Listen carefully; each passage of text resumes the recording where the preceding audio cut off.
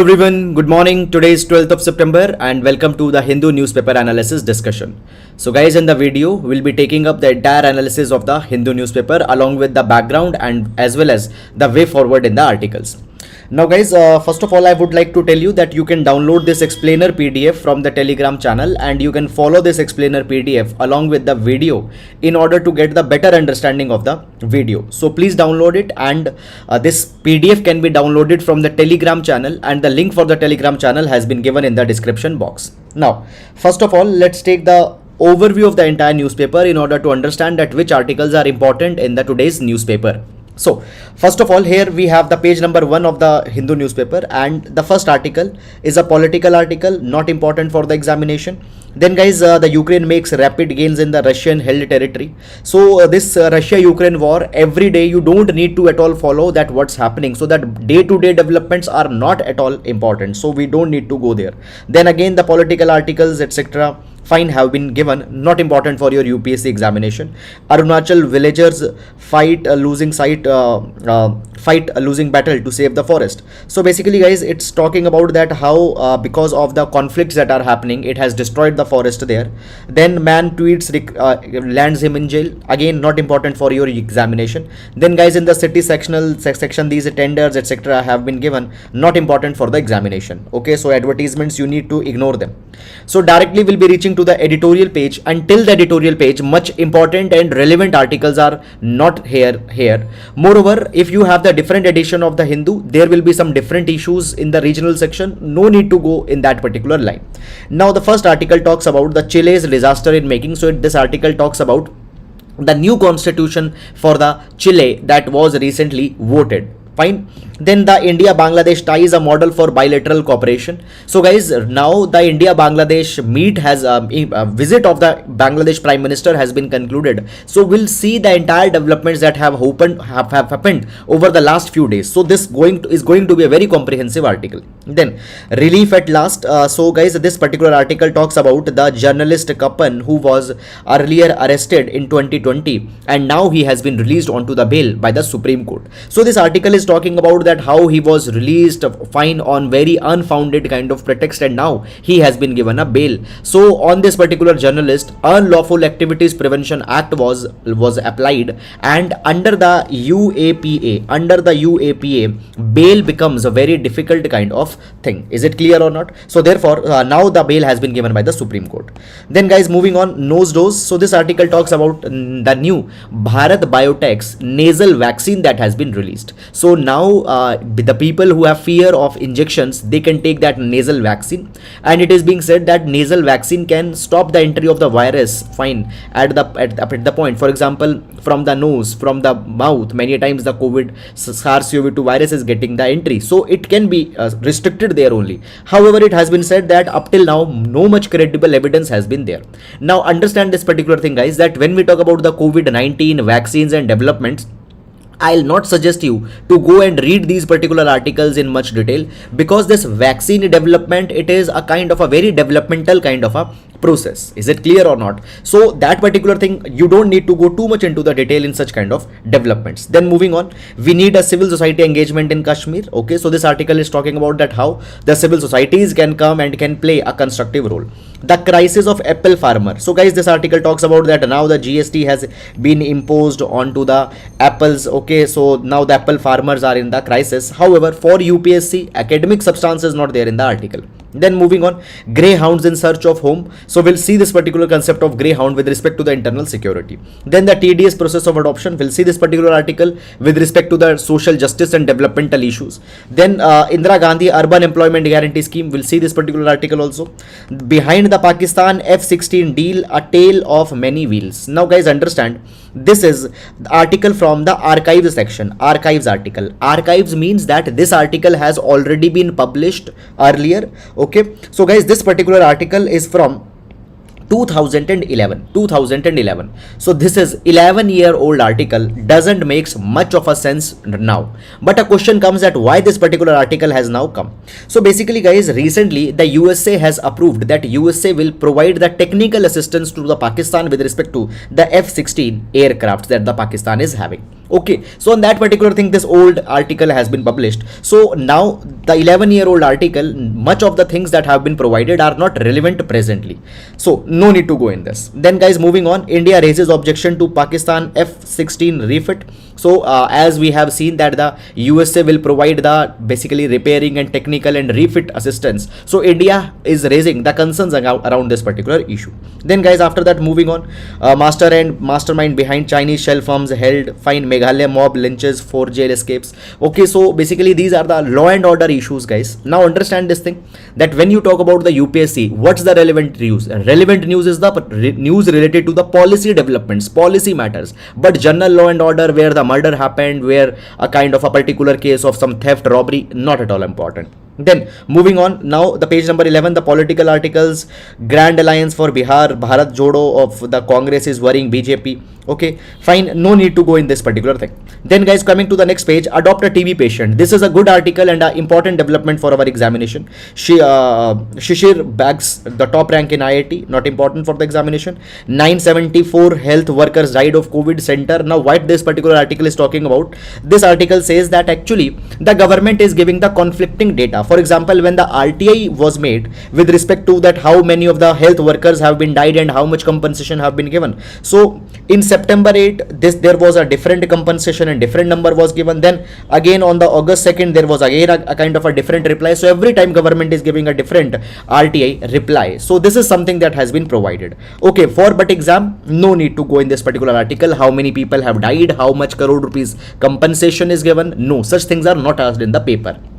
Then third, stealth frigate of project 17A. So we'll see this project 17A, that what it is all about with respect to our examination. Then coming to the page number 13. So today we don't have the business page, as on Monday we get the money wise page, and the money wise page contains the investment related advices, stock market, which shares you should invest in, and all those kind of things. For UPSC, this page is not important, because earlier also I have told you that we don't have even that spare money to invest here, so not important. Then coming to the world page. Okay, on the world page, Charles III proclaimed King of Australia. So guys, we have seen that into the past Queen Elizabeth II has passed away, and now the King Charles III has succeeded. Okay, in that particular capacity, now he has been proclaimed as the King of Australia. So guys, last week I have told you that the concept of Commonwealth realms, I have told you the concept of the Commonwealth realm. So Commonwealth realms are the country which still recognize the monarchy there. So Australia, okay, when we talk about Australia, New Zealand, okay, they are still the realms. Okay, so there the king has been proclaimed. However, no need to go and track this particular development too much into the detail. So in the past week, already we have discussed all that particular relevant things, and I have told you many number of times that now many of the videos, explainer discussions will be coming, but not important for our examination. 9/11 memories. Okay, so 21st anniversary of the 9/11 attack in the USA is being talked about here. China must cooperate with Sri Lanka onto the debt structure. So guys, now the IMF is providing the assistance to the Sri Lanka because of the economic crisis that is going on, and there the collaboration and the support from all the countries is needed, including the China. Okay, and then we have the sports page. Okay, so this is guys the overview of the entire newspaper, and now let's discuss the relevant articles for our examination one by one in the detail. Okay, so in every class I give you a GS quotation which you can use in one of your GS papers. So today guys, we'll be taking the quote from the Reynold Neighbor.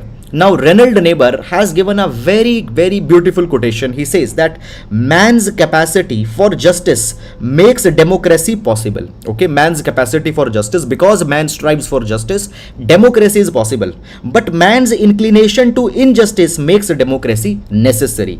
So man's inclination towards injustice, guys, understand this particular thing. There is a saying in the Mahabharata, Duryodhan says that I know dharma, but I cannot desist adharma.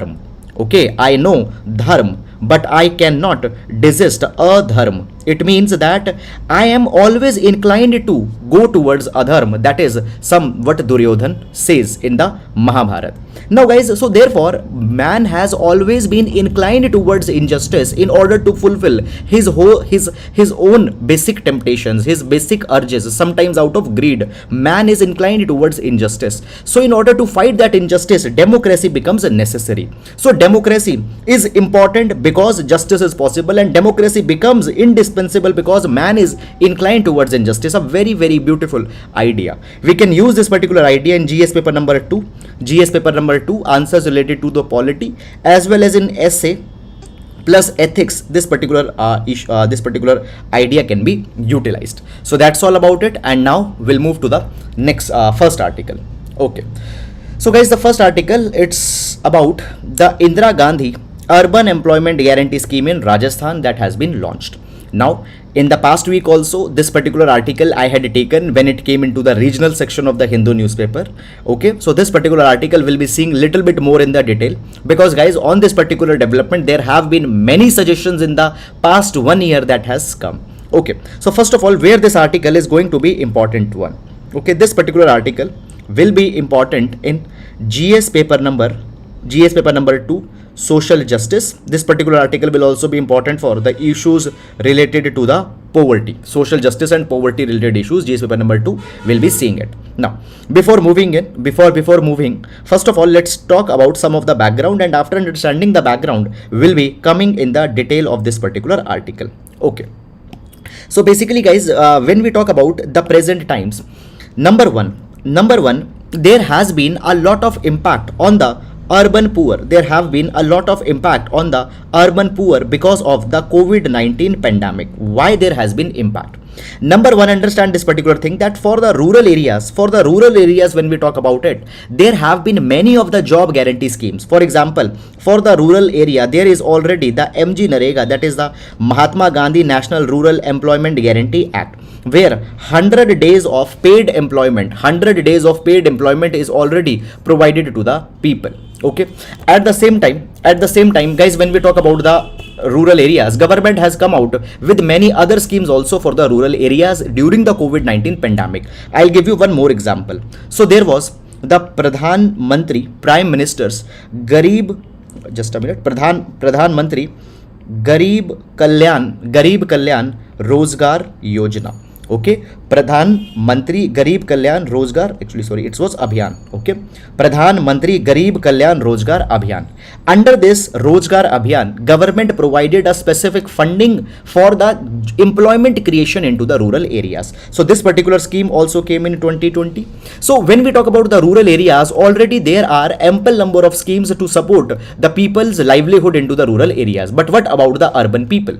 Now guys, when we talk about the urban people, it has been provided that the urban poverty in India has been rampantly on the rise. Urban poverty has been on the rise. So therefore, there was suggestions that have been given from past long that we need some urban job security or urban income security schemes by the government of India. And therefore, there were the suggestions that have been given into the past that India needs the urban counterpart. India needs the urban counterpart of the MG Narega. That was the suggestion that was being given. Now guys, already in this particular direction, there have been certain states that had explored the urban counterpart of the MG Narega. First of all, let's take the example of such kind of states. Okay, so guys, here we have, for example, okay, I'll be highlighting here. For example, we have the Ayankali Urban Employment Guarantee Scheme. Okay, just a minute. So we have the Ayankali Urban Employment Guarantee Scheme. This particular scheme is already going on in the state of Kerala, where the urban employment is being provided. Then we have the Urban Wage Employment Initiative. Okay, under Unnati, it is in Odisha. So Odisha government is running Unnati.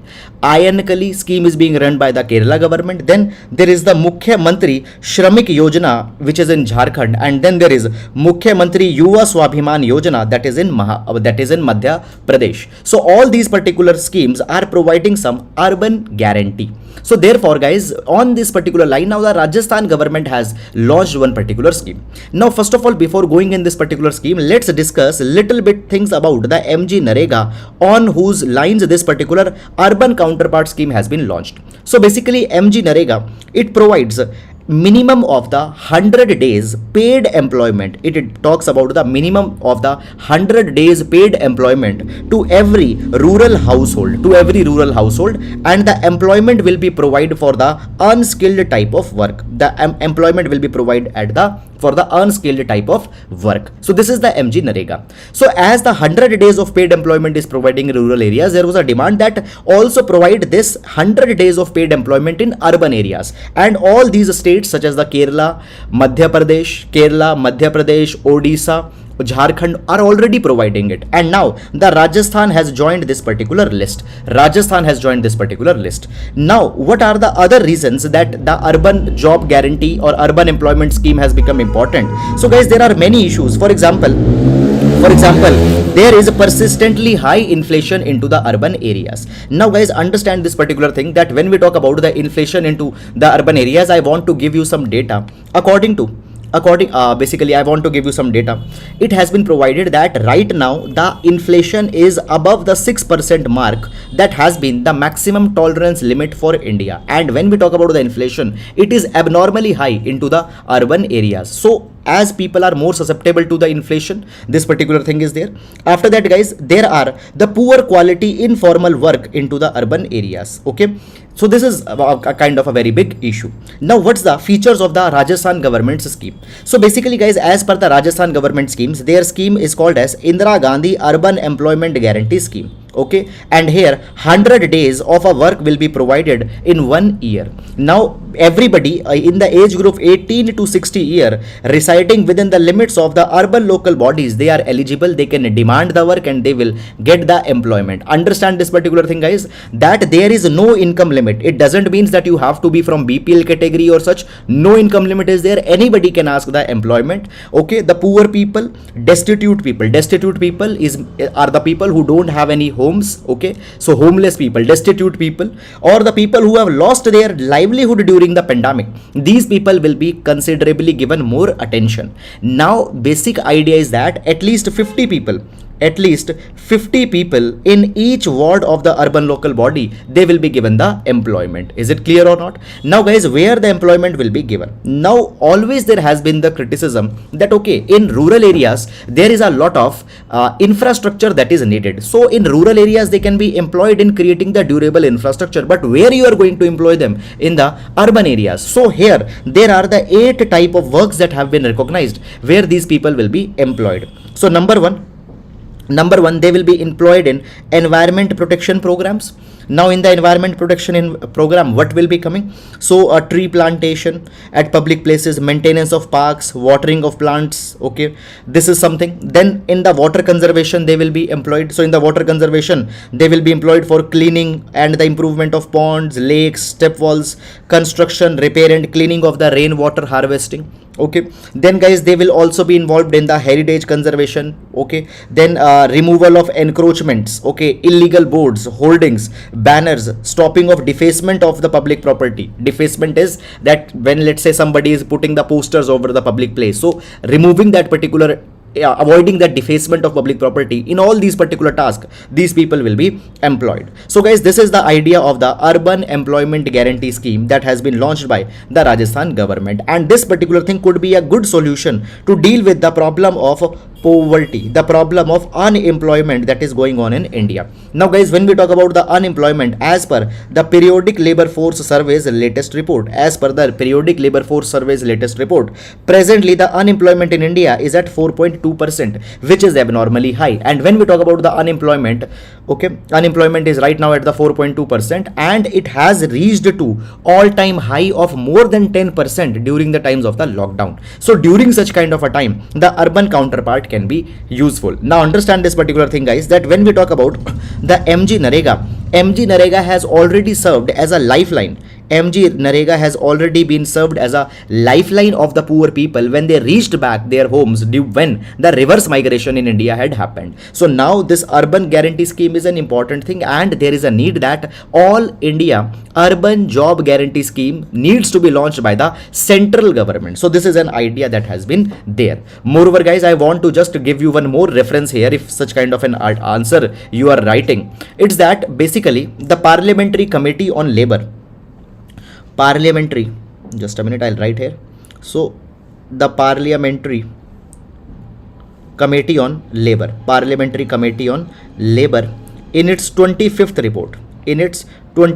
report has already suggested that India needs to have an urban job guarantee scheme. So Parliamentary Committee on Labor in its 25th report has provided that we need to have the Urban Employment Guarantee Act in India on the lines of MG Narega. Okay, so please use all these particular points and all these particular references in your answers. So that's all about it. And now we'll move to the next article. And guys, one more thing is that see, there are certain references that I take which are not there into the newspapers. Okay, so in newspaper articles, for example, this Parliamentary Labour Committee report, PLFS data, okay, this Pradhan Mantri Garib Kalyan Rozgar Yojana, these points sometimes though they are not there into the exam, so please keep on writing it or adding, okay, or so please do remember these kind of things. Now moving to the next article.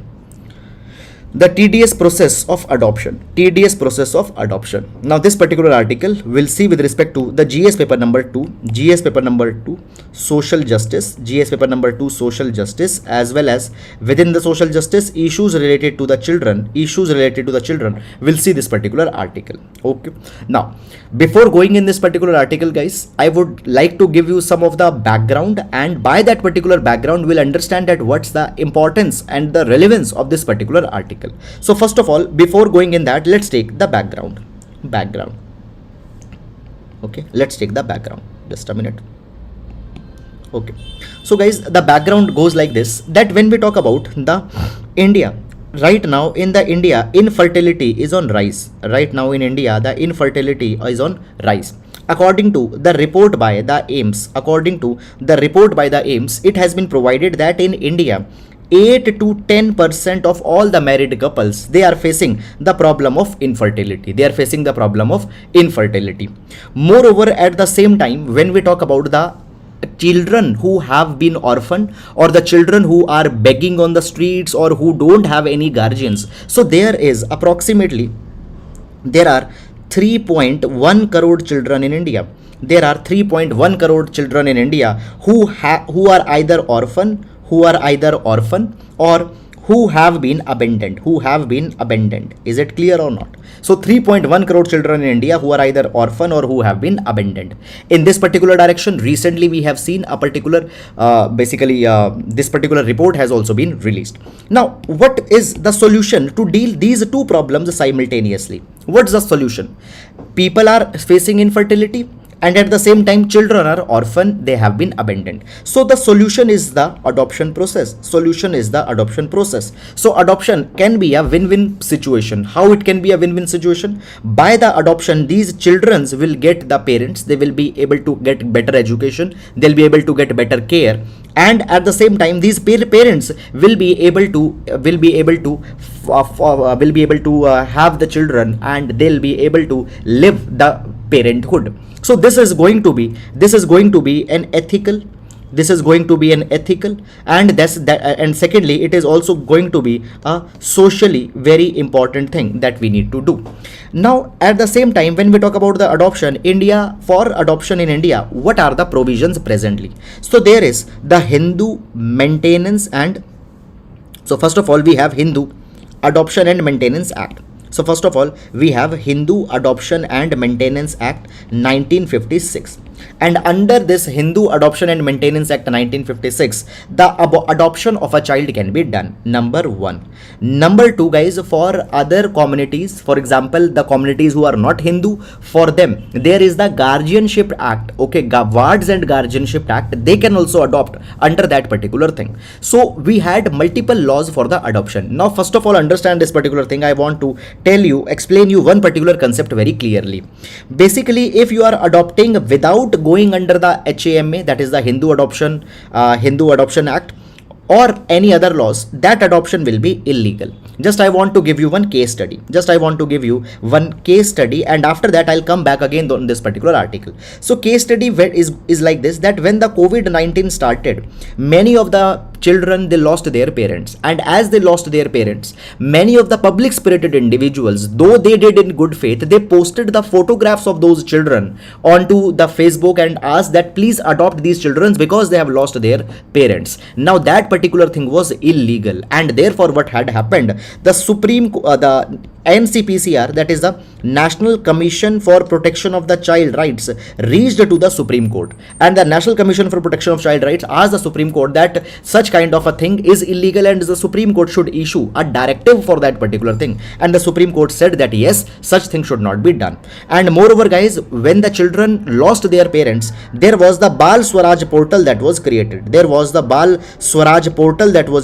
And on this particular Bal Swaraj portal, the details of the children who lost their parents, it was uploaded so that they can then be put into the institutional care if needed, and from that institutional care then they will be put into the adoption. Is it clear or not? So the issue of adoption has been a very tricky one.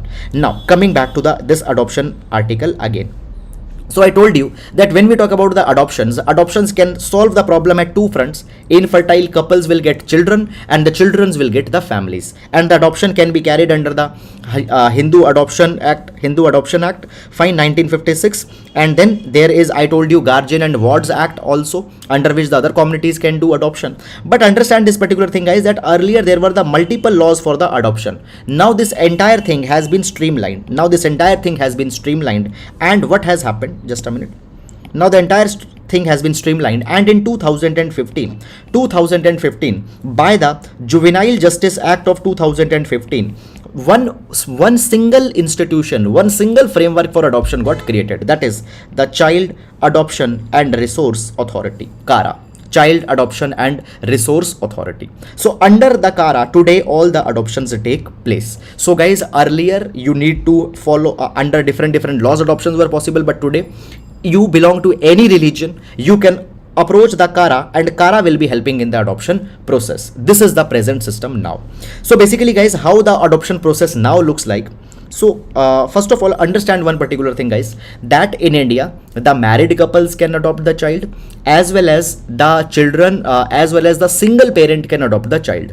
Now if there is a male single parent can adopt only male child, but if there is a female single parent can adopt the child of any gender. So both the married as well as single parents are allowed to adopt the child. So what they can do, they can approach the CARA for the adoption process. Then guys, the CARA will be constituting a home study report. Now the parents who want to adopt, they are called as the prospective adoptive parents. Now this HSR, it means the home study report will be prepared. In this home study report, it will be seen that whether the parents are economically capable to raise that particular child, whether they are emotionally capable to raise that particular child, and whether they are physically capable to raise that particular child. So economic, emotional and physical well-being of the parents will be assessed, and if they are found that yes, they can adopt a child, they will be given an approval. Okay, that particular thing will happen. And then guys, the final adoption order will be passed by the court. Now understand this particular thing, that why so many of the steps are there in the adoption process. It is there in order to make sure that basically the children are not being trafficked in some sex racket or in some such kind of a thing. This is the thing. Now what is this present article that now has come? Let's understand this particular issue. So basically you know this thing, that the court was earlier passing the order. Now guys, recently in 2021, there was the Juvenile Justice Amendment Act 2021 got passed, and in this Juvenile Justice Amendment Act 2021 a change has been brought. Now please listen very very carefully, listen very very carefully.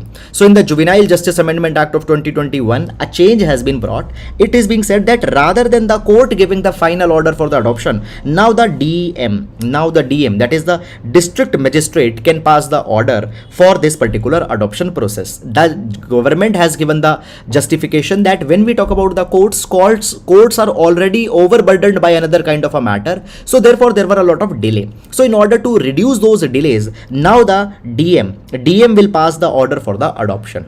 Now guys, what has happened from the September, this particular Juvenile Justice Act of 2021 got implemented. Okay, from September it got implemented, and now as it got implemented, so this particular article has now come. Okay, so it got implemented, and therefore now this particular article has come. So guys, first of all, before going in this particular article, this entire background, first of all, you need to have in your mind, because first you know this particular background, then you'll be able to make the sense of the article that has come. Is it clear or not? So I hope that the background is now clear. Now let's go in this particular article. Okay, let's now go in this particular article.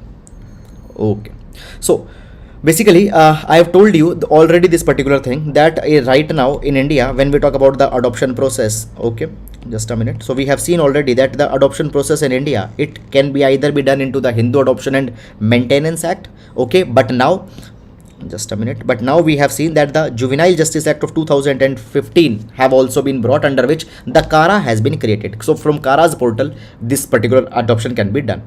And then we have seen that in 2021, the amendment has come into the Juvenile Justice Act of 2015. It became the Juvenile Justice Amendment Act 2021, and the district magistrate, they have been given the power to issue the adoption order. Okay, so earlier the courts were there, but now that word court has been removed, and the DM, and along with the DM also the ADM, additional district magistrates, can issue the order. Now there are some issues that are coming in this particular direction. First of all, apart from issuing the orders, the DM has also been given the power that they can inspect the child care institutions as well as evaluate the functioning of the child protection units. Now understand this particular thing. There have been many cases that have come into the past. For example, the Bihar shelter case. In the Bihar shelter case, it was found that the children into the care institutions were being sexually harassed, they are being physically harassed, and many of the child care institutions in India, they don't even have running water, they don't have clean toilets. So in order to inspect the child care institutions are the one where the children have been put if they have been abandoned or if they have become orphan. So their working of the child welfare committees, juvenile justice board, all that particular thing will be now DM will be looking. So guys, if you become an IAS officer, you have to do all these particular kind of work. Now as this particular revised rules have come, the activists and the lawyers as well as the adoption agencies, they are worried. Why they are worried? Because see, I told you that earlier the power was with court and now it has been transferred to the DM. So now all of them are worried that their court matter was going on for so many of the months, and now as all this particular issue will be transferred to the DM, this entire process have to start again. Now understand this particular thing, that as at present adoption takes around 3 to 4 years. So if you want to adopt, it will take 3 to 4 years, and this process for many of the parents have reached very advanced stages. Now it will be started again, so there will be much more delays in the adoption. Moreover, the second issue that has come here is that, guys, actually when we talk about the adoption matters, according to the CARA, that is the Central Adoption Resource Authority, 1000 adoption cases are pending before the various courts in the country. Now all these particular cases will move to the DM, but guys, neither the DM know that they have to deal with such kind of a cases, nor the judges know. Now you are reading the current affairs every day, so you know that the Juvenile Justice Act 2021 has empowered the DM, but that's the fact that many of the DMs don't even know. So it has led to a lot of confusion in the system. So it says that neither the judges nor the DM are aware about the JJ Act change that has come. Then guys, there is one very big problem that has come. Okay, and if you are following the newspaper analysis regularly, I think 2-3 weeks back I have given you the reference, I had given you the reference of a parliamentary panel on the adoption. So there is one issue that's coming, that actually, now guys, you know this thing, that 3.1 crore children in India have been either the orphan or they are abandoned. But how many children are there for adoption? There are just, okay, just a minute. according to the latest figure, there are 31,000 parents who are waiting to adopt the child, but there are 2188 children into the adoption pool. 2188 children into the adoption pool as per the newspaper article. Okay, so there is a wait of up to 3 years fine for adopting a child. So there is so much of the delays in the adoption process, and therefore what has happened, the adoption process entirely has become a very kind of a tedious kind of a thing. Clear? So guys, here we can see that if I show you into the article, fine. So according to the latest figures, you can read it. According to the latest figures, there are only 2188 children in the adoption pool, while there are more than 31,000 parents waiting for the adoptions. Is it clear? So now these are some of the data that can be quoted. Now understand this particular thing, guys, that this particular number can change a little bit also. Okay, it depends on what report or what reference they are following. Now coming back. Okay, okay, so this is all about this particular article. So guys, we need to make sure that basically this entire adoption process and all these particular things are being dealt in a kind of a more of a holistic manner. So that's all about this issue, very important one. And guys, a question can be asked on this particular line because many such issues have come into the past. Okay, now we'll move to the next one. Adopt a TB patient, drive finds Mitras. Okay, so this is an important article, and this article will see with respect to GS paper number 2, social justice. Within the social justice, vulnerable sections, which is the social justice vulnerable sections, as well as in the GS paper number 2 again, the health also we can see this particular article, GS paper number 2, health. Okay, so before going in this particular article, let's take some of the background.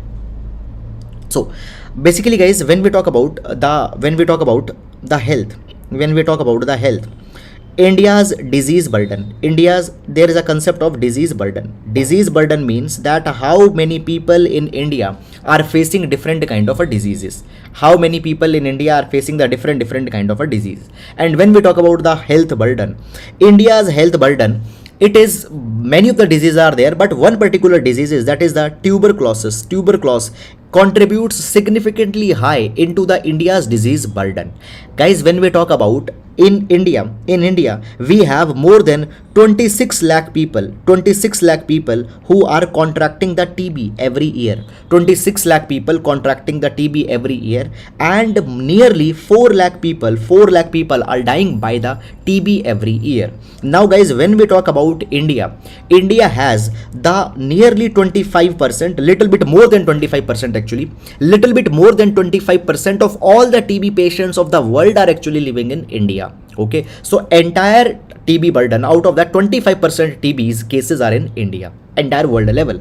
Now when we talk about the TB burden, according to the sustainable developmental goals, now SDGs have provided that the TB is to be eliminated from the world before the year 2030. But guys, India has taken an ambitious target, and according to India will eliminate the TB by 2025. So basically government is running one specific scheme, that is the Pradhan Mantri TB Mukt Bharat Abhiyan. Pradhan Mantri TB Mukt Bharat Abhiyan. Okay, so this particular intervention we are running, and what is the goal of the intervention? To remove the TB by 2025, though the SDG goal is 2030. So this is something that has been done. Now guys, in order to control the TB, government is providing many supports. For example, number one, government is providing the basically treatment, the DOTS regimen. Now the DOTS is a drug regimen. Or these are the medicines that are provided to the people who are suffering with the TB. Secondly guys, into the government hospitals, free medicines, etc., and everything is being provided. But at the same time, there is one element that is very essential for the well-being or for any health program, that is the community participation. The community participation is very much important. Now guys, understand this particular thing. See, when a person is suffering from a particular disease, okay, the community needs to support that particular person. But sometimes what happens, there is a stigma around some particular kind of a disease. Now see, when we talk about the TB is an infectious disease. It is an infectious disease. Okay, by the way, just in order to tell you, when we talk about the tuberculosis, it is caused by a bacteria. It is caused by a bacteria, that is the mycobacterium. That is the mycobacterium. Now this particular bacteria can be present in many people's body. Now guys, every person who is having this mycobacterium in their body, they don't essentially show the symptoms. Now TB, when I talk about it, it could be in two forms. There could be an active TB, there could be active TB, and then second is there could be the latent TB. Active TB is one where a person had got contracted with mycobacterium and the bacterial load was high enough and the TB got manifested in that particular person's body. That is the active TB. Latent TB means that some people might have this mycobacterium in their body, but that TB has not manifested itself in the disease. Okay, so the latent TB can also be there. And basically this mycobacterium, okay, or this particular TB is basically contagious by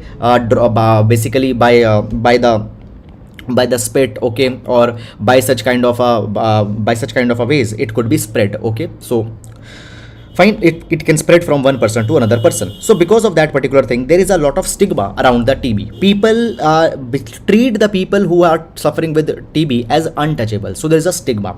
Then at the same time, there is no support by the community. Now the support is needed in multiple ways. For example, the financial support is needed.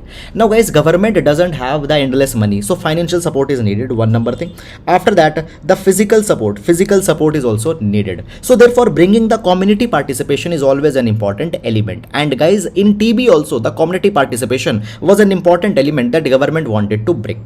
Now in order to focus on this particular common element, now what has happened, the Union Health Ministry has come out with a new initiative under the TB initiative of India. Let's understand this particular thing. I have provided you that 26 lakh people are contracting the disease and 4 lakh people are dying from it every year. All these data I have provided you. Now government has started the Adopt a TB Patient program. Adopt a TB Patient program. This program is also called as Nikshay Mitra. Nikshay Mitra. Now what is this Nikshay Mitra?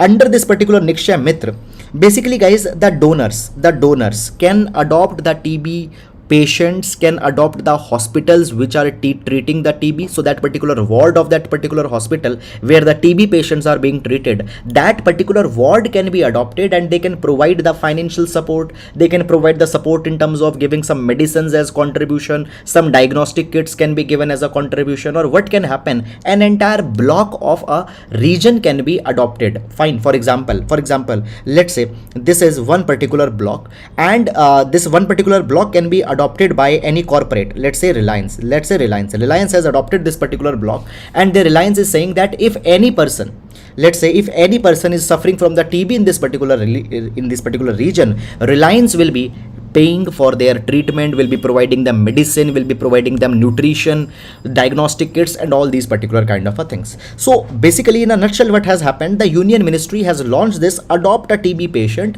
or Nikshay Mitra program, which is one of its own kind in the world. This is a unique program that we have started, and by that particular program, what we have done, we have brought in the community element. So I told you here, just if you remember few minutes back, I told you that the community participation is very much important, and this community participation element we have brought here in this PM Nikshay program. Okay, so this community element has been provided, and by that particular thing we might be able to reach the goal of eliminating the TB by 2025 under Pradhan Mantri TB Mukt Bharat Abhiyan that I have already told you. Now understand this particular thing, guys, that who can basically adopt. Cooperative societies can adopt, corporates, companies, they can adopt, elected representatives, they can adopt the TB patients, individuals can also adopt the TB patient, institutions, educational institutions, other institutions, NGOs, non-governmental organizations, political parties, okay, all of them can adopt the TB patients. So what they can do, they can adopt the health facilities, okay. Health facilities can be adopted, the wards can be adopted, urban wards can be adopted, blocks can be adopted, entire district or entire state can be adopted. For example, Reliance, Adani's, they can adopt an entire state that, okay, any TB patient will be helping that particular person's treatment. Now guys, the support can be provided. There can be the free diagnostic kits, free drugs, okay, Nikshay Poshan Yojana. Okay, now guys, basically the nutritional support, the food nutritional support can also be provided. Minimum period of commitment will be 1 year. Minimum period of commitment, that at least for 1 year you have to provide the support. Now guys, by that particular thing, what will happen, there will be even an awareness that will come amongst the people regarding the tuberculosis. Now when you'll bring the society together, what will happen, when society is adopting themselves, a more humane, a more humanistic kind of an approach will come. Okay, and that particular thing will fulfill the community participation element also. So this is guys a very very good initiative that has been brought here, and it will be dealing with this particular problem on multiple fronts. Okay, so that is all guys about this particular issue. And guys, I hope that you have understood this particular issue. And see, basically when you talk about the background, okay, please guys, go into the background very carefully when I am explaining that particular thing, because if you once have understood this background, okay, your work laterwards will become very easy for you. Now going to next one. India Bangladesh ties, a model for bilateral cooperation. Okay guys, so yes, last week the prime ministers, the Sheikh Hasina, the Bangladesh Prime Minister visited India, and when the Bangladesh Prime Minister visited India, every day there were some small developments that were happening, and I told you at that point of a time that no need to follow it every day, because at the end when this particular meet will culminate, we'll see all the developments that had happened in these 4 or 5 days, because reading in tits and bits every day might not be able to make a good picture. So today I have taken this particular article. In this particular article I have taken the content from here, but also I have added content from many other newspapers such as the Times of India, Indian Express, Hindustan Times, and we'll understand this entire India Bangladesh relation as well as the developments that have happened into the past visit of the Prime Minister of Bangladesh in India. So the 7 agreements have been signed. All those things we'll see here in this article. Now first of all, where this particular article is going to be important, this article is going to be important in GS paper number 2 IR, GS paper number 2 IR, India Bangladesh relation, India Bangladesh relation. Okay, so guys, one thing I want to share. So today you might be seeing a different format of our video where this is white and black, both backgrounds are coming. So actually what happened today, when I made this particular project, my entire project got corrupted towards the last. So today myself, I had downloaded these synoptic notes from the Telegram channel. So today this different kind of a background you are able to see that. Okay. Oh, okay, and that was a by luck that happened, that I earlier shared it already. Okay, chalo, let's move on. Okay, so India Bangladesh ties, a model for bilateral cooperation. Okay, now first of all guys, when we talk about the India and Bangladesh, fine, Bangladesh happens to be an important partner for India because of number 1, India's neighborhood first policy. India's neighborhood first policy. Now as per the neighborhood first policy, India has always provided that India will provide the first support to the neighbors. India will provide the first support to the neighbors, the physical support, financial support, or any support that they need. And at the same time, India will not expect anything in the return. Moreover, when we talk about the East, for the Eastern region, India is having the Look East policy, which now got converted in the Act East policy. Now as per the Look East and the Act East policy of India want to integrate the Northeast India with the countries such as Bangladesh, Myanmar, Thailand. The economy of the Northeast and the Eastern countries are to be integrated, so that the Northeast gets the development, it gets the connectivity, and it gets the economic opportunities. So as a part of the Look East and Act East, and as a part of the neighborhood first policy, Bangladesh happens to be a very important partner of India. Moreover guys, between the India and Bangladesh, there is a shared history. That is the history of colonialism. Then there is a shared culture. Now when we talk about the culture of West Bengal and culture of Bangladesh, there have been a lot of similarities. Then there are the people to people ties. Moreover guys, both of the countries are emerging partners. Okay, and at the same time, On economic front also, both countries are having very important relations. Now guys, when we talk about the economic front, you can see that bilateral trade between the India and Bangladesh has increased manyfold. So bilateral trade between India and Bangladesh has increased from $9 billion to $18 billion into the last 5 years. Is it clear or not? And today Bangladesh is the fourth largest export destination for India. Okay, fourth largest export destination for India. So this is something that has been the case. So Bangladesh, again now I'm coming back. So Bangladesh is important for India's neighborhood first policy, look east and act east policy. Historical ties are there, cultural ties are there, people to people ties are there, and on economy, fourth largest exporting partner. All these are the importances of the Bangladesh. Now, what have been the key takeaways? What have been the key takeaways when the Bangladeshi Prime Minister visited India? So there have been the 7 memorandum of understanding, 7 MOUs that have been signed. Now the first MOU that have been signed, it is on the sharing of the waters of the Kushiara River. Now understand guys that there are nearly 54 transnational rivers that are being shared between the India and Bangladesh. Now when these rivers are there guys, there is the cooperation on rivers that is needed so that the joint flood controls, joint development of the water infrastructure over these particular rivers etc. can be done. Now when we talk about the Kushiara River, on the Kushiara River an agreement has been signed. Now first of all, let's see little bit about the Kushiara River. So guys, okay, so here you can see the Kushiara River. So basically Kushiara River is actually the distributary of the Barak River. Kushiara River, okay, it is the distributary of the Barak River. Now guys, basically when a river, okay, see, when a river, when small rivers join the main river, it is called as a tributary. But when the river divides itself, okay, and when the river divides itself, now these rivers are called as the distributaries. Okay, so the just a minute. Okay, so when a river is joining the main river, okay, so this river is called as tributary. But when the main river distributes itself into the multiple rivers, so these rivers will be called as distributaries. So what is Kushiara? Kushiara is a distributary of the Barak River. Okay, just a minute.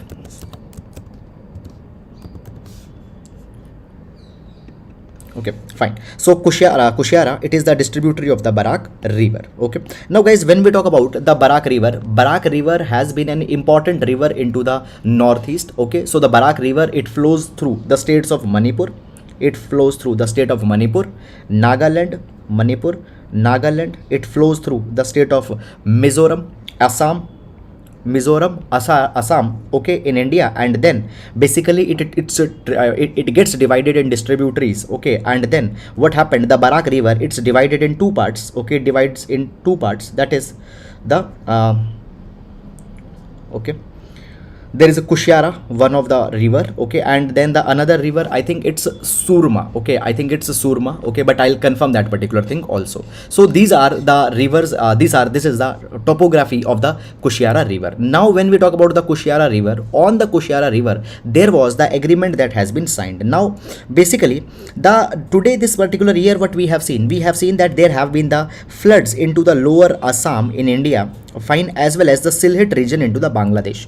Why there have been the floods? Because up till now the agreement onto the Kushiara River was not finalized, and by that particular thing the flood management onto this particular river was not very much effective. So therefore now on the Kushiara River an agreement has been signed, and jointly the countries, jointly the India and the Bangladesh will be developing the infrastructure, and the part of the Kushiara River's water will be given to the Bangladesh. Now under this particular MOU, it has been provided that the Bangladesh can withdraw 153 cusecs water from the Kushiara River out of the total 2500 cusecs that water that's there into the Kushiara. So that particular water they can withdraw. So this is something that has been provided. Now guys, when we talk about the Kushiara River, okay, just a minute. When we talk about the Kushiara River happens to be a very important part of the national waterway number 16.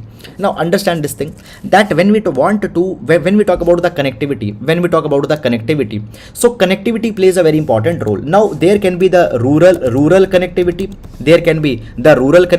and along with the there could be the road connectivity, there can be the road connectivity, and along with the road connectivity there is also the connectivity through the waterways. Now guys, already India is having the robust network of the waterways, okay, and in that particular thing, the national waterway number 16, it is made on the Kushiara river. So therefore the development of Kushiara river happens to be very important in this particular direction also. So therefore the joint development of the Kushiara river and the water sharing of the Kushiara between the India and Bangladesh has been finalized. Is it clear or not? So this is something that has happened.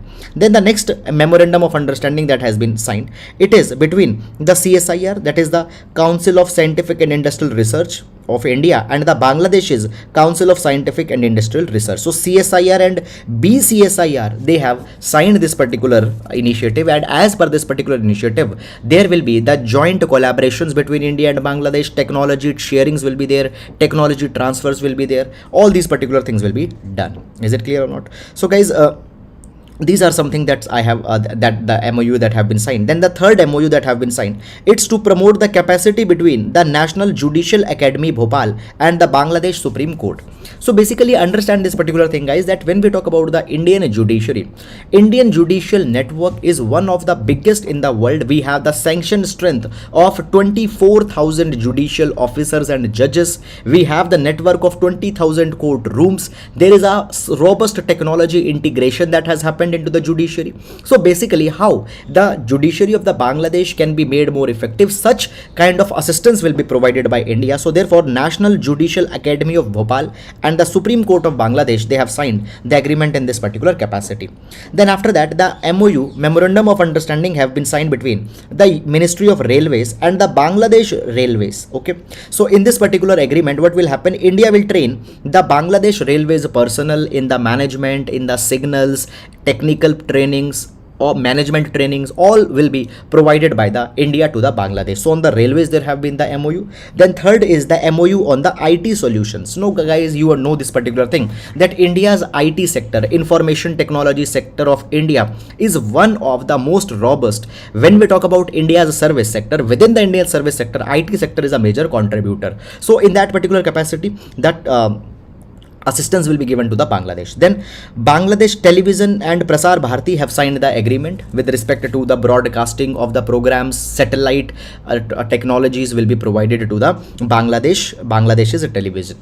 Then MOU to promote the cooperation in space technology has also happened. Now you know this particular thing, that ISRO of India has been one of the most premier space agency of the world, and in that capacity there will be the assistance that will be provided. Then apart from that particular these particular 7 MOUs that have been signed, apart from these 7 MOUs that have been signed, there are other multiple issues also that have been there. Now recently what had happened, okay, both the leaders and both the countries, that is the India and Bangladesh, they have unveiled the unit 1 of the Maitri power plant. Now what is this Maitri power plant? Maitri power plant, it is a supercritical coal fired thermal power plant.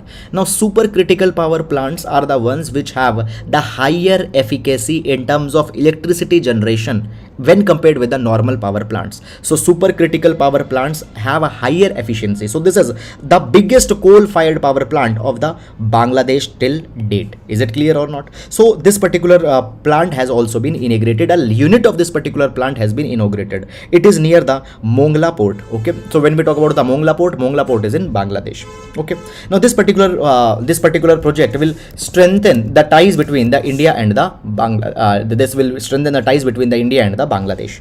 Then the next is the Rupsha rail bridge has also been launched. Now the Rupsha rail bridge is a important railway project, okay, and it has been built by the Indian contractor and is being built with an Indian line of credit in the Bangladesh. So in order to provide the better connectivity, India has provided the line of credit, and even Indian contractors have built this Rupsha rail bridge. So this is something. Now guys, this particular Rupsha rail bridge will provide better connectivity to the Bangladesh, and therefore their infrastructure infrastructural needs are being fulfilled. Major connectivity hub of basically major connectivity with even Southeast Asia will be provided when better internal connectivity will come. Then next is that both the sides have negotiated on the flood mitigation. Okay, the data will be given, and next year, by this particular year, both India and Bangladesh will now take their economic ties one step forward, and in that capacity, discussion on the comprehensive economic partnership agreement, CEPA, discussion on the CEPA will also take place. Okay, comprehensive economic partnership agreement. So when we talk about, guys, Bangladesh, already I have told you that Bangladesh has a big history, historical ties, social ties, cultural ties, economical ties, and in this particular direction, this meet happens to be an important one. So that's all about this particular article. And now, guys, we'll move to the next one. And as I told you, Kushiara River, I told you there are the tributaries, the Barak's tributaries Kushiara and Surma. So that's correct. So Surma is the tributary of Barak. That's correct. Okay. So that's all about, sorry, distributary of the Barak. Okay. So slip of tongue, Kushiara and Surma are the distributaries of the Barak River. And on this Kushiara, now the agreement has been signed. Now moving to the next one. Greyhounds in search of home. So this particular article we'll see with respect to GS paper number 3, GS paper number 3, internal security. GS paper number 3, internal security. Okay. Now, guys, when we talk about the internal security happens to be a very, very important topic in the GS paper number 3. Now, within the internal security, India has suffered a very big problem of Naxalism. Okay. Now, first of all, guys, let's talk a little bit about the Naxalism, its history, and what this Naxalism problem is all about. So basically, what happened, first of all, from where this particular word Naxalism comes from. So basically, in 1967, there was an uprising in the West Bengal. Now, in the West Bengal, there is a Naxalbari. There is a Naxalbari. Okay, so Naxalbari is into the West Bengal. So here in 1967 an uprising happened, and this particular uprising was against the government institutions, was against the public officials. Why? Because the people, they provided this particular thing that as the developments had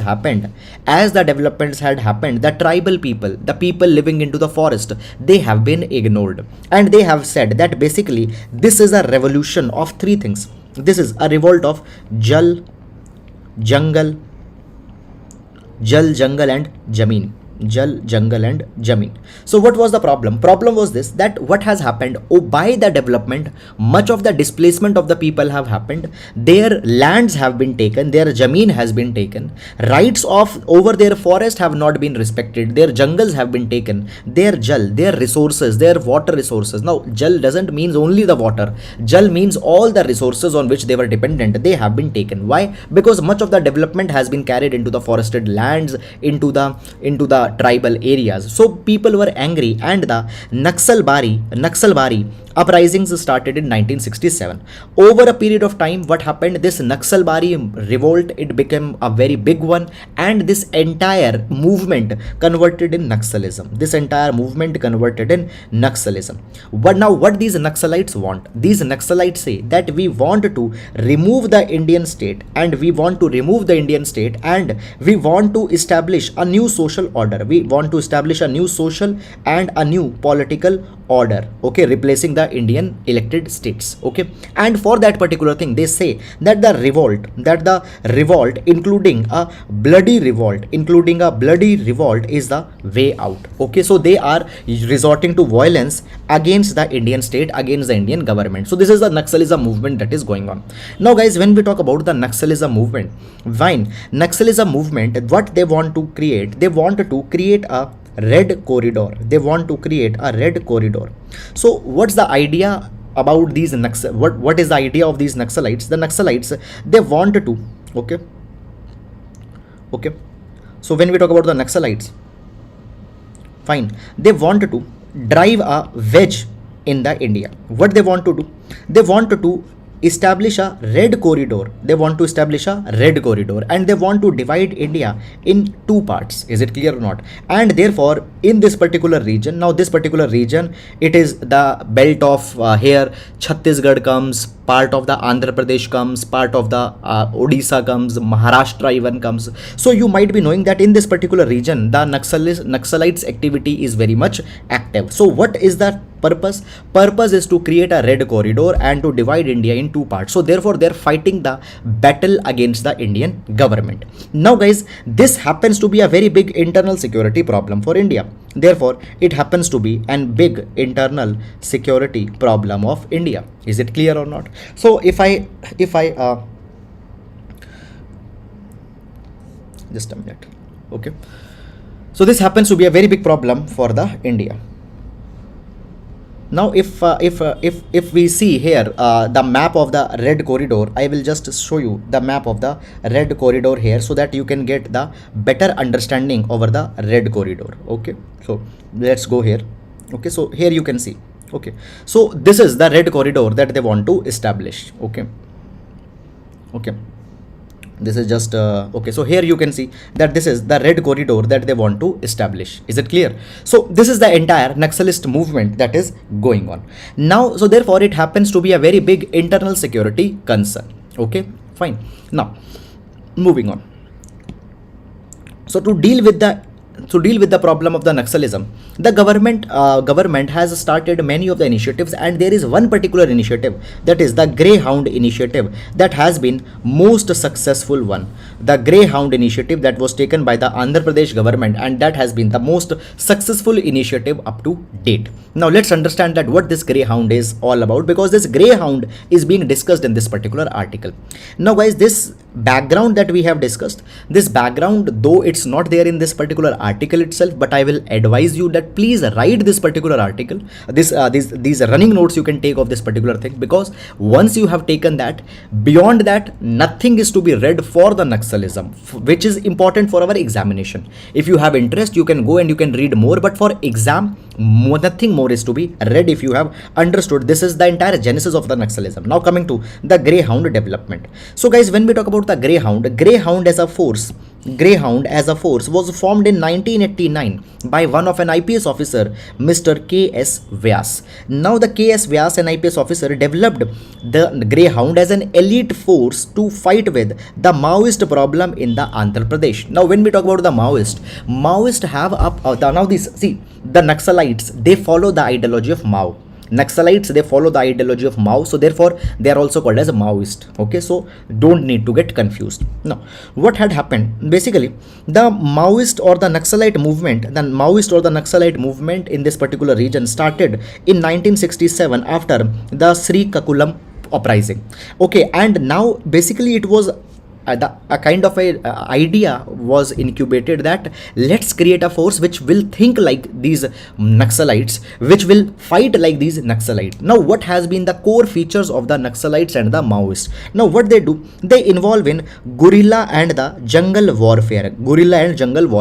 Now what's this guerrilla and jungle warfare? It simply means that there will be the surprise attacks that will be made. Okay, there will be the surprise attacks that will be made. They will be coming and they'll be attacking, and then very swiftly they will again retreat back into the forest. So this is the guerrilla and the jungle warfare. So this Greyhound forces were trained to have the combat tactics which is very similar to the guerrilla and the jungle warfare. Over the years, this became a very successful kind of an initiative of the Andhra Pradesh government, and many other states which were facing the problem of the Maoism, they also started this particular kind of a force initiative in their own states. For example, in the Odisha developed the Special Operation Group. Then the Maharashtra developed the C60 group. Then the West Bengal, they developed the counter-insurgency force, and then there is the Cobra Battalion. Now the Cobra Battalion is the battalion of the Central Reserve Police Forces, CRPF, and this Cobra Battalion is also found on the Greyhound model that has been there in the Andhra Pradesh. So Greyhound model has been a very successful kind of a model, but now there is one challenge that has been faced by these Greyhound forces. Now what has happened? You guys already might be knowing that in 2014, the Andhra Pradesh got divided in Andhra Pradesh and Telangana. It got divided in the Andhra Pradesh and Telangana. And by this particular Andhra Pradesh Organization Act that came, it was provided that even the greyhounds will be shared between both the Andhra Pradesh and Telangana. Okay, so the training centers will be shared, the personals will be shared, and all of them will be shared. Now when we talk about the greyhounds training center, greyhounds have two training centers and both of them are located in Hyderabad. Both are located into the Hyderabad. So basically now as they both went to the Hyderabad, what happened, both the centers actually went to the Telangana because Hyderabad became the part of the Telangana. So therefore the Andhra Pradesh, it have to make their own training centers, and for that particular thing the Ministry of Home Affairs even sanctioned more than 200 crore rupees to them. Also nearly 209 crore rupees were given to them, and 9 crore rupees were given immediately that you please make your own training centers for the greyhound. But what has happened up till now, it's already 8 years that have happened, and up till now not even a single rupee has been touched, and the greyhounds, their training centers, etc., have not been developed, and there is no clarity as when the greyhound training centers and when on the greyhounds the work will be done. So guys, this is actually an example that how sometimes the bureaucratic logjam might impact the most successful initiatives that have been there. Moreover guys, understand this particular thing, that when we talk about the areas or the districts which are infected with the Maoist or the Naxalist insurgency, now their numbers are coming down. From time to time Ministry of Home Affairs releases the data that how many of the districts are now infested with the Maoism and Naxalism. Their numbers are coming down, and therefore the government is becoming complacent. Government of Andhra Pradesh is becoming complacent, but that particular thing should not be done. That particular thing should not be done, and the success of the greyhound initiative that has been there, it needs to be now further scaled, which was developed by military general, that is the Pinochet, which was developed by the Ministry General by the name of the Pinochet. Now this particular constitution of the Chile has focused too much onto the market economics, okay. So guys, please tell me, is it now streaming? Are you able to see that? Okay, so basically it focuses more on to the free market economy. Okay, basically the state's role has been diluted a lot by this particular old Chilean constitution. Moreover guys, this Chile's old constitution doesn't give special protection to the their indigenous people. They doesn't give the protection to its own indigenous people. All these issues were there into the Chile's constitution. Now what has happened, basically in 2019 people protested and wanted that we need some kind of a reforms, and therefore an idea got floated that let's make the new constitution for Chile. And what happened, a draft was prepared for the new constitution for Chile, and on this particular draft now people were asked to vote. Okay, a referendum was done. Referendum means that people were asked to vote on this particular constitution. Now what has happened, people had said that we don't want this particular constitution. People had voted against this particular constitution of Chile. Is it clear or not? So basically the voters in the Chile, they have rejected the new constitution, which was to replace the constitution drafted under the military rule. Now it has been said that okay, from past 3 years the mass movement started. But this particular thing has not been there. Okay, so there are the questions that are coming, that sir please repeat. Okay. See, dear, what I said into the start, I'll repeat that. I just simply said that in the last week, I had taken one particular article. Where I have discussed about this particular Chile's development, and secondly, I had provided that inside that whether the Indian constitution can also be replaced. Okay, I have told you that there are the many of the demands that have been raised in the past. And these demands are like this, that India should change the constitution, a new constitution was to be built. So I have discussed many of the key issues here. Question number 1 that I discussed is that why why there is a demand to replace the Indian constitution. Second question that I discussed is that what are the issues in the Indian constitution that has come.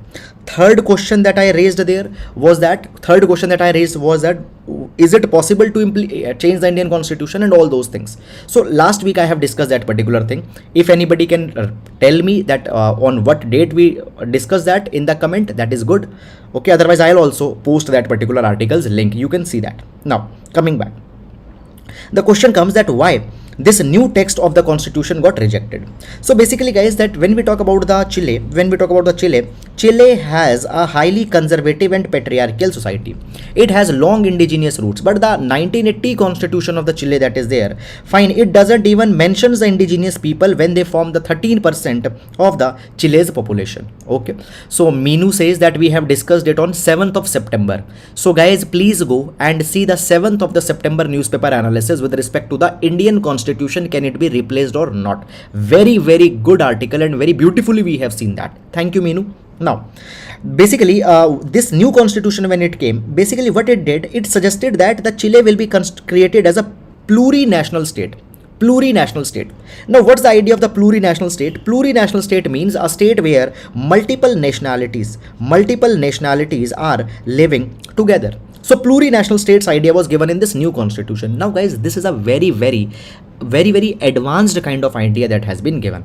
Chile's people, they want protection for their indigenous communities, but they were not ready to deal with such advanced kind of ideas, that is the plurinational state, etc. So therefore what has happened, there is a kind of a backlash that has come and people have rejected this particular constitution. Is it clear or not? So this is something that is being talked about this particular article. Beyond that, there is nothing important in this article, and don't need to go and follow this particular Chile's development too much. Okay, Indian development is important. Now moving to the next one. We need civil society engagement in Kashmir. Okay, so guys, this particular article just have two-line concept. Okay, this particular article will see with respect to the GS paper number 2, role of civil societies. So basically the article is talking about that there are the Kashmiri Pandits and other Hindus into the Kashmir Valley.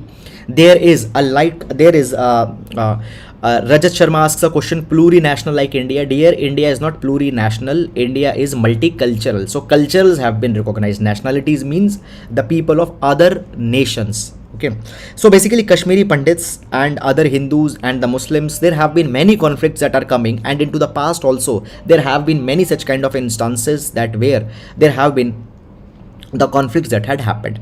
Now guys, the article is talking about that we need the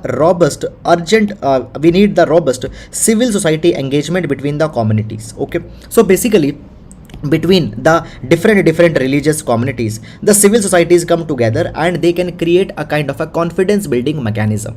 So therefore the civil societies again are an important instruments for bringing the communal harmony as well. So the communal harmony can be brought by the civil societies in the Kashmir, and this is an idea that is being talked about in this particular article. Okay, so basically guys, the history is being provided that okay, 1990 there was the exodus of the Kashmiri Pandits. Okay, and then guys, there are the politicians and what they did and all that particular thing. So I don't recommend you to go too much into the detail in this particular article, but because that particular political inclination that comes is not important. Just one line concept is there, that the civil societies can be the instrument of bringing the communal harmony between the different communities. So therefore they are needed to be used. That is the entire idea.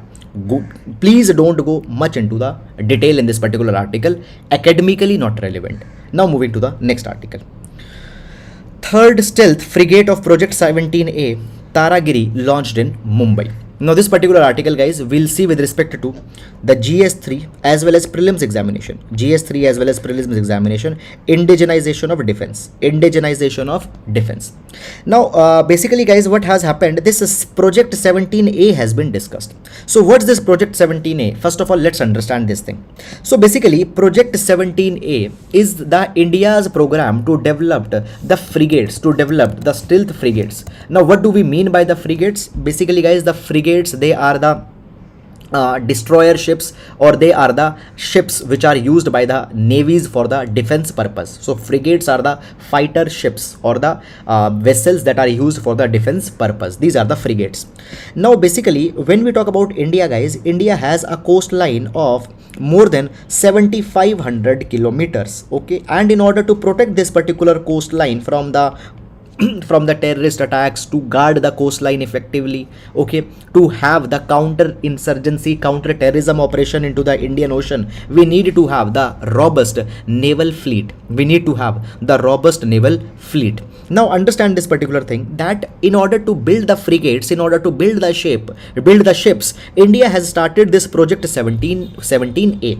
Under this project 17A, there will be the seven ships that will be developed. Four ships will be developed at the Mazgaon Dock Limited, and the other Mumbai, and other three ships will be developed at the Garden Reach Shipbuilders and Engineers. Okay, so the seven ships are under construction, will be built under this particular project 17A. Now guys, already two of the ships have been launched, that is the Nilgiri has been launched and the Udaygiri has been launched, and now the third one is the Taragiri. So this third ship has been launched into the Mumbai. You getting it or not? Now this particular article is talking about that, okay, what is the displacement capacity, what will be the weight of this particular ship, what tonnage displacement will be there, etc. No need to go and no need to even read that particular thing. Why? Because neither it's important for your exam, nor you'll be able to remember all those kind of things. So just important fact that you need to remember is that what is this project 17A? This is important. I'll tell you again, the project 17A is a program of India to develop the seven frigates, seven ships. Okay, now these seven ships, the four ships will be developed at the Mazgaon Dock Limited, and the three ships will be developed at the Garden Reach Shipbuilders. Is it clear? And what they will do, they will help India in securing its naval frontiers. You getting it or not? Fine. Now already out of this seven ships, three ships have been launched. That is, again I am repeating, which have been launched. Nilgiri has been launched, Udaygiri has been launched, and the Taragiri, the third one, it is being launched, and the heading mentions this only, that's Taragiri launched in Mumbai. Okay, now guys, one particular message I want to give you here is that, see, I say this many number of times because I want that the student should not get deviated in wrong direction. Listen this particular thing. See, there are certain articles which are need to be seen in much more detail. Okay, for example, we have seen this particular issue of the TB because it is a health related issues. Then guys, we have seen this particular article of adoption because very important issue with this social justice children. Fine. Then we have seen this Urban Employment Guarantee Act. Then after that, we have seen this Bangladesh article, important article with respect to the IR. Then we have seen this particular article, very important for the internal security. Okay, then we have seen, though the article was about the Chile, but we compared it with the Indian constitution. Please see that 7 September newspaper analysis. So understand this particular thing, guys, that some articles are to be seen much more into the detail. Just the newspaper is not sufficient, but some articles you just need to read the headlines. So we need to distinguish between that. Then only we'll be able to reorient our studies effectively. Our preparation will be the impactful preparation. So that is something that you need to learn. Okay guys, so that's all about this particular newspaper analysis for today. And guys, I hope that you have understood this entire newspaper analysis, and I believe that you are getting some knowledge enhancement in your content. And if that's the case, guys, if it has had helped you, please do like the video, please do leave your lovely comments, because those comments are a very important motivation booster for me. Okay, so now we'll meet tomorrow. Till then, please take care of yourselves and please keep on revising. Thank you so much, guys. Thank you so much.